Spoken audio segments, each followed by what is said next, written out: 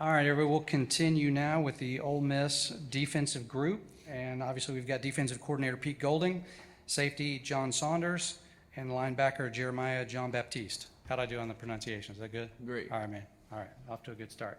All right, Coach, we'll start with you. Just give us an opening statement on getting to Atlanta, getting settled in, and how bowl preparations have gone so far. Yeah, absolutely. Obviously, we're very excited to be here. Very prestigious bowl. We appreciate, number one, the city of Atlanta. Obviously, Chick-fil-A, the Peach Bowl Committee. The Omni's doing an unbelievable job making us feel at home. So, really exciting opportunity for our kids. I thought they played their butt off all year. To have the opportunity to compete in the New Year's Six Bowl. More importantly, to have the opportunity to win 11 games for the first time in the history of the program, I think shows what they've done this year, the legacy that they curate moving forward and set a new standard. So they've been working extremely hard. Practices have been going well. The transition from Oxford to Atlanta was very smooth. Coach Kiff's done a great job. So we're excited for the opportunity to play a really elite Penn State team. I think it's very balanced, coached very well. And it's a great opportunity for our kids in front of a big crowd in a great bowl. All right, thanks, Coach. John, you guys have taken a commanding 2-0 lead in the battle for bowl week, so congratulations. There is a stat. I think the team that wins the battle for bowl week goes on to win the game like 90% of the time. So no pressure or anything. But talk about that and your experiences. What have you enjoyed about the competitions? Oh man, that's been amazing. This is my first New Year's Six Bowl, so really it's just been like eye-opening. I've never did anything like this. So yesterday, like go-karting and stuff, oh man, that was amazing. Like seeing all the guys rolling around, man, it was so fun. Everybody enjoyed themselves. We were bowling. And then like the first night putting, as soon as we got in, it was just like jump straight to it and just start competing. So that was fun too, watching the guys and secure those wins. That was great. Yeah. Jeremiah, what about you? What have you enjoyed so far? I'll definitely say I enjoyed Andretti last night, just being able to bond with my teammates. We bonded all year, but just being able to bowl and watch them go-kart and see some of them crash was pretty funny last night. So I've been having a lot of fun. Good deal. All right, guys. All right, we'll go into questions. Raise your hand. We'll get you a microphone. All right, let's start off right here. Third row on the left, please.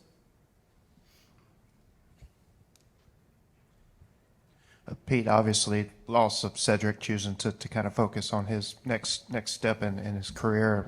But keeping the bulk of this defense for the Peach Bowl and not a lot of opt-outs or any really major injuries, just what does it speak to the mentality of that side of the ball that y'all have created this year? Yeah, I think number one, I think it starts up top, and I think it's the culture that Coach Kiffin created. And I think we got a really good group of kids that love football. I think a big part of it now is how much do you love football. I think there's some guys that play football for what football can do for them, and then there's other guys that play football that love football. And I think the only way you get better at football is to play football.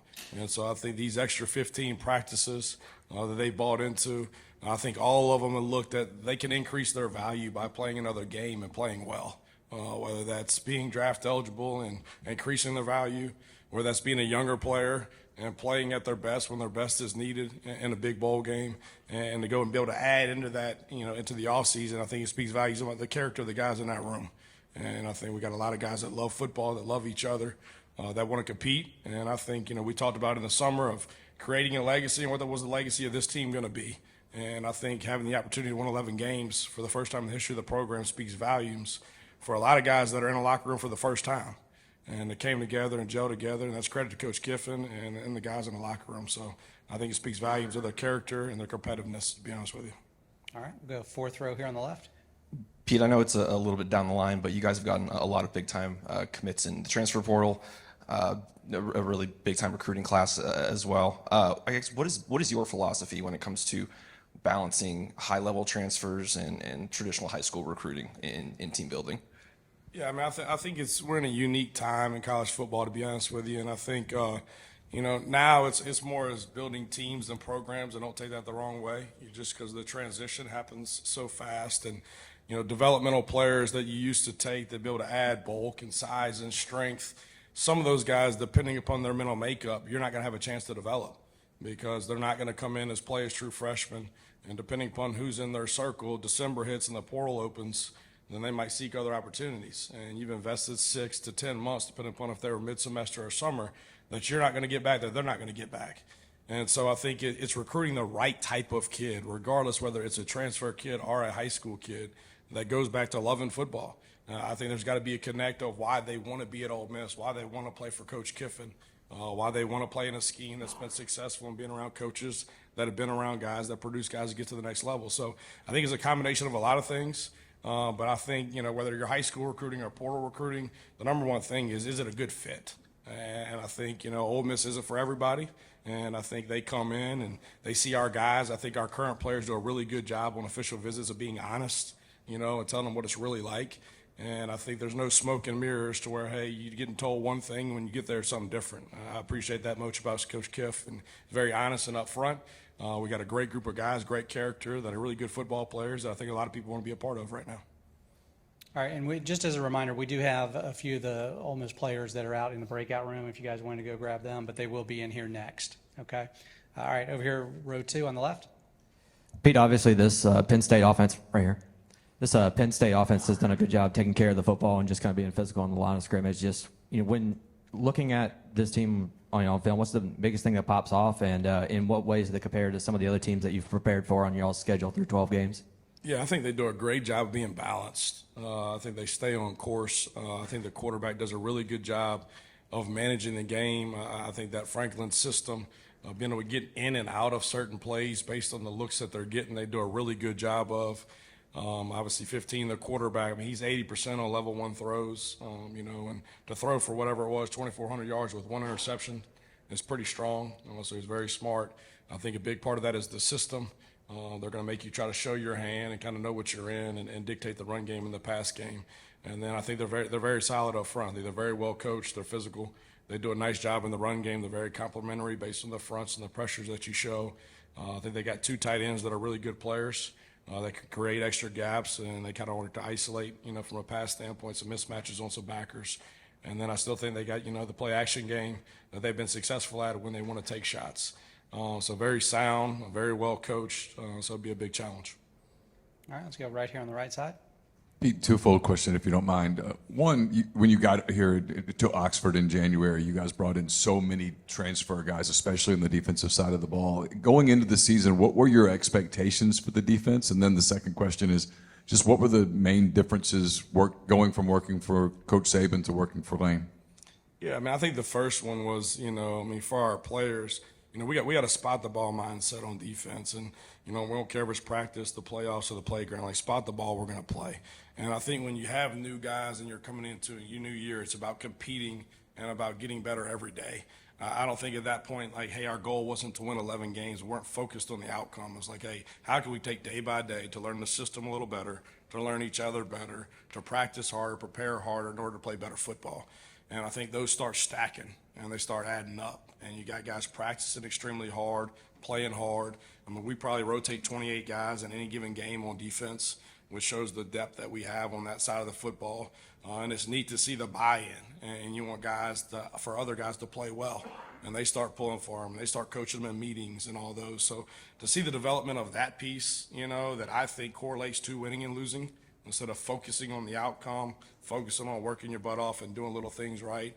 And I think, obviously, towards the end of the year, we played our best football because those things started to stack up. But I think, the credit goes to the players. I think they bought in. It's a really good group. They played extremely hard. And there's some games that we probably want back, but, they did some really good things to put ourselves in this position. The second part of the question, I think it's very similar from a football standpoint. I think, obviously, Coach Kiff, the things, when you're with Coach Saban for so long, both of us, you try to take the things, all right, you're successful because of this, right? And in some places you're successful in spite of certain things. And I think he's done a really good job of the discipline of the program, the football-specific things that help you win championships, but putting his own personality on it. And I don't think you have to take the blueprint from A and bring it to B. I don't think it always fits. And so I think he's done an extremely good job of still being himself, but still taking a lot of really good things that both of us learned from Coach Saban, implementing the same things that he already knew and he learned from other guys. But I think number one is being himself.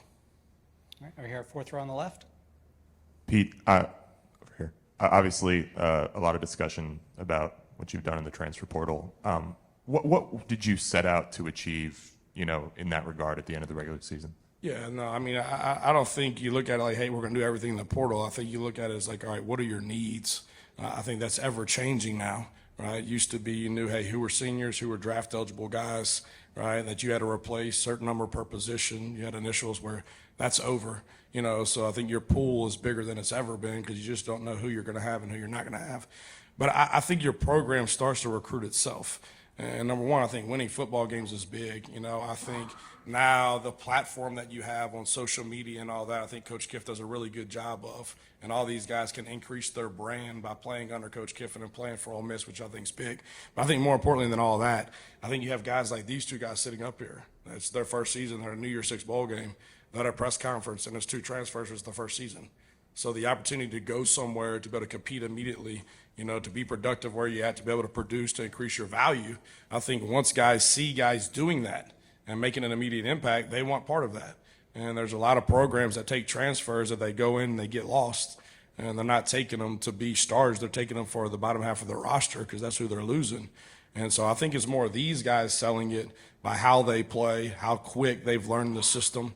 I think Coach Kiff has really helped me on that to simplify the defense because it's kind of like more pro right now to where you're taking guys off the streets and they got to get ready to play. And so that 3 to 4 year system where you're at a lot of places and you got guys in there multiple years, it's not the same. So you can't expect a guy to come in the summer like some of these guys and, get that system down before game 1, September 1st. So simplifying things and allowing guys to play, find what they do well, package that and ask them to do that, and it's for them to have the success they've had. So I think it's more on the players than us, to be honest with you. All right, next group right here on the front row on the right. Yeah, this question's for John and for Jeremiah. Obviously, throughout the season, ebbs and flows, highs and lows. So I just wanted to ask both of you, was there anyone on the team that you maybe leaned on throughout that time to, kind of keep your mind focused, or maybe even someone else on a different team across the country? Obviously, we're a team, we're a brotherhood. So whenever times did get hard during the season, we just went to one another and found ways for us to improve ourselves and be better the next week. Yeah, for me, I lean mostly on like safeties because that's what I'm with the most of the day. So like safeties and corners, we got a tight bond. We got like a group chat and stuff. So if anything like is a little rocky, like we know that we can lean on each other and just call on one another, and just they'll always be there for us. All right, we'll go next, front row on the left. Hi, thanks for the time. Joe Smeltzer, Nittany Sports Now. So for all 3 of you, Pete, you talked about Penn State's offense as a whole, but specifically the 2 running backs, Nicholas Singleton, number 10, Katron Allen, number 13. What have you seen from those guys that have stuck out? Because they've been playing at a high level pretty much since the day they set foot on campus. So. Yeah, I think number one, I think any good running back will tell you, the 5 guys for them, the 6 or 7 guys based on the personnel grouping they're in, help that. But I think both of them run with really good balance and body control. I think they have really good contact balance, constant leg drive. I think they're hard to break down. I also think, they really understand schematically what they're trying to do. I think they have really good patience in letting blocks set up. I think they do a good job of reading the second level and knowing when to cut back and knowing when to press certain things. So, you can tell they're very well coached. They're very veteran in what they do, and they're really good players. So it's going to be a very, very big challenge. All right, John, how about you next? Yeah, watching the running backs, they're good backs. They run hard, so we just got to make sure every play to hit, wrap, and run and just drive them back, and just gang tackle as a team. Like everybody, 11 hats to the ball every play, just to make sure to polish off the ball carrier every play. Piggybacking off John, as they said, they do run hard, but we got guys too, so we're going to come hit you too. All right, row 3 on the left. For John and Jeremiah, Pete alluded to it. This is not even y'all's, not even your full year with this team from when y'all, transferred in. How would you sum up y'all's season, with your game and with a whole new defense and just trying to adapt to all the newness that you've had to so quickly? I'd say my experience here, adapting to the defense, man, breathtaking. Great experience here. I love it here. I love Ole Miss with my whole heart. Life-changing. I love it here. Yeah, honestly, I'm just thankful and grateful, to have this opportunity because, just coming from, a smaller conference and then coming to the best conference in, American football, it's really amazing. So I'm really just appreciative and just trying to make sure to just keep soaking up as much knowledge as I can, just keep getting better day in and day out, honestly. All right, let's go second row right here on the left. Pete, I asked you during the preseason just about recruiting in the state of Mississippi and just kind of what separates those Mississippi recruits apart as far as their mentality. And when you look at the 2024 signing class, particularly on the defensive side of the ball, is it safe to say they have that common denominator in them all? Yeah, absolutely. You know, I mean, I think they love football. I think they're tough. I think they're competitive.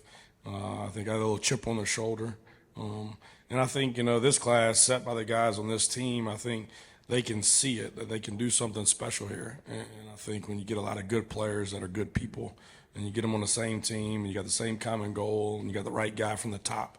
And I think, you know, there's certain places that are aligned correctly, in my opinion, from the chancellor to the athletic director to the head coach. When that's aligned and you get good players, special things happen. And I think they're all seeing that. And I think that's a testament to our team this year, you know, making those guys see that. I think to our staff from a recruiting standpoint, number one, you know, identifying the right guys, evaluating them correctly, making sure they're the right type of kids, and for them to take a step in, you know, in faith, to be honest with you. And it's like, hey, we can win a national championship at Ole Miss, you know. And I think Coach Kiff has set the precedent, like the best players in Mississippi are going to stay and play at Ole Miss. So I think that was the emphasis, and I think for the most part we got that done. All right, over here, row 4 on the left.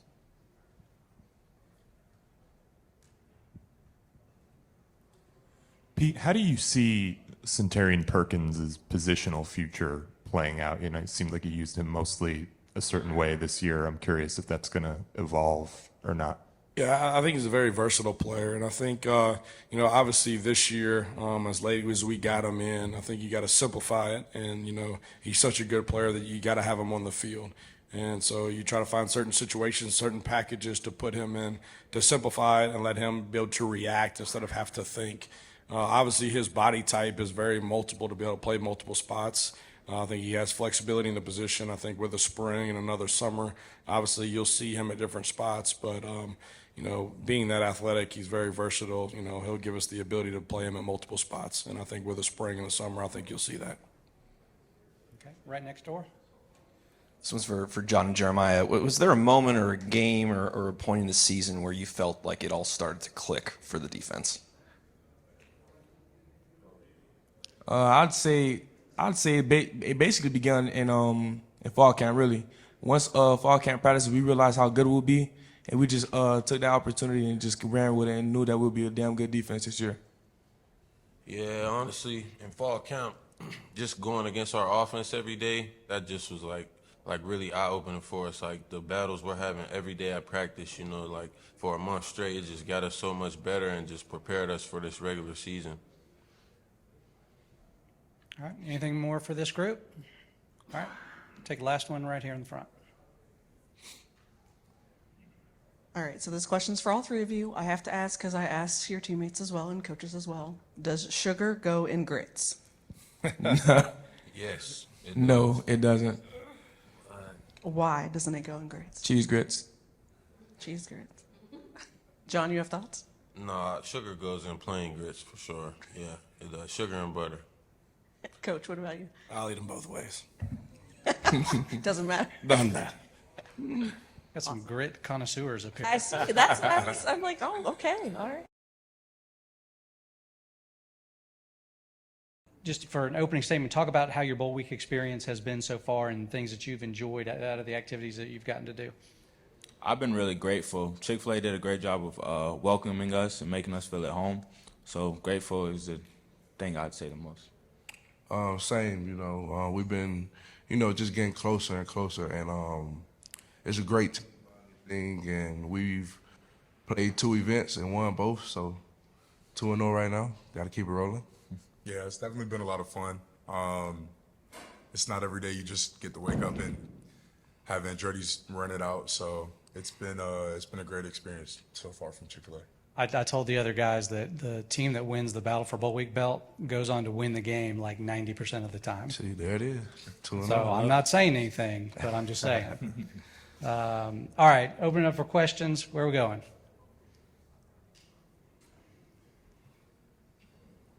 This question's for Trey. Trey, talk to me about these guys next to you. What have you seen from them throughout the season that gives you confidence when they play next to you? I love playing with these guys. I've seen a lot of growth from game one to this game, but their toughness, from play to play, and they're willing to work throughout the fall camps and now to this point. It's been very admirable. So I love these guys for sure. Appreciate that, man. All right, where we go next? We're just going to go back and forth? All right, I'll start breaking out some stuff now. All right, which I'm going to do right now. All right, guys, talk about, obviously you guys this week, you've been doing a lot of film study, right? Looking at Penn State's offensive group. Each of you talk a little bit for your positional groups. Talk about what you see on the other side of the ball. For the O-line, they got a really good O-line. Obviously, they have a top 5 pick tackle, and I just feel like they work like synchronized swimming. Like they all on the same page. They never miss a beat, and they just one heartbeat out there. So I feel like for me and J.I., it's like a great game to put great tape, great stuff on film, and it's a great opportunity to be able to play against them. All right, Yeah, Trey, what about you? yeah, very very physical group with a big physical back running behind them. So it'll definitely be a good opportunity to get out there and put some real physical stuff on tape and get after a high end draft pick and a solid O-line just all together. Yeah, Trey, what about you? For me, I'd say the quarterback's arm talent has stuck out. He can make a lot of throws downfield, and he has an incredibly strong arm. I would say number one has stuck out to me. He does a good job of getting in and out of his breaks. His catch radius is really good too. So those are some of the threats that I've seen in film. All right, anything, guys, or I'm going to keep going? All right, each of you talk about, in looking at Penn State, what SEC team does Penn State remind you of? Who do they most closely resemble? I would say Arkansas. Obviously, the quarterback is about the same size. So, yeah, I would say Arkansas, their receivers. Arkansas receivers, they were long, physical, kind of like this team, and their offensive line was physical and willing to get contact as well with a big running back. So, I'd say Arkansas. Okay. JJ? I say they run scheme maybe it's built like Georgia Tech's, just the pistol and all the stretch and mid zone and stuff like that. But they do use their tight ends very well and a lot, and they are very physical and talented. So I feel like the tight end group really completes the whole offense of the run game, just because I mean, our tight end is a part of the O-line and a part of the receiver, which something I used to play back in my heyday. So I get them the props that they deserve. Yeah. All right. Jared, what SEC team they remind you of? Oh yeah, like JJ said, the tight ends are a huge piece of their offense, which kind of reminds me of Georgia. How they were in 12 personnel most of the game. So yeah, kind of an offensive scheme like how Tech had, and then a QB room like from Arkansas, and then kind of a personnel situation like we saw against Georgia. So kind of a mixture of a few schools we've seen this year. Yeah. I'm still looking at you guys. All right. All right, so I'm just going to ask one that is not football related. Just want to put that out there first. I asked your teammates, so I'm asking you, does sugar go in grits? Absolutely. No question. Yeah. Next question. 1,000%. Yeah. I would say mine is balanced. I say sometimes I eat sugar. I eat grits with eggs. So when I'm eating with eggs, I don't like sugar in my eggs. So I say sometimes. All right, hold on now. You're mixing the grits with the eggs? Yeah, it's good though. It's good though. That's only a Trey Washington.